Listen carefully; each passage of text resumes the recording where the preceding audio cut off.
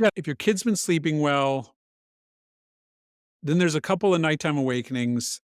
Give it a couple of days up to a week before you really worry or have to recalibrate things, especially if something has changed. You got back from vacation or something, it's not going to be perfect.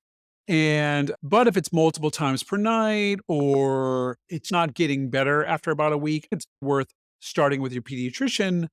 Agreed. I think that's the first course of action. And the other thing I'd like to think about is the child completely inconsolable. If you go in and you take the child out of their crib or their bed and they're like perfectly fine once you go in there, then it's probably more just like they want you in there or something. They need a little soothing. But if they're completely inconsolable, there could be something medical going on. So it doesn't hurt to have that be the first course of action, especially again, one night is one thing, but if it's going on for a few nights, child is inconsolable, sleep is not happening for anyone, of course, that should be your first line of action. And then if it comes back that everything is a-okay from a medical perspective, think about what's been going on.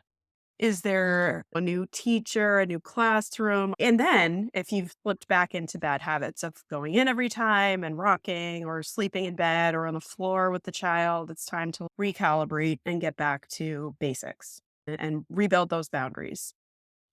Passing out with your hand inside the crib, like that Right. sort of thing. Parents accidentally amplify these feedback loops too. Say your kids learn to walk or like learning some new words. You hear them on your monitor, they're talking at night, and then you feel like you need to go in and do something. Well, honestly, they're not upset. You don't need to do anything.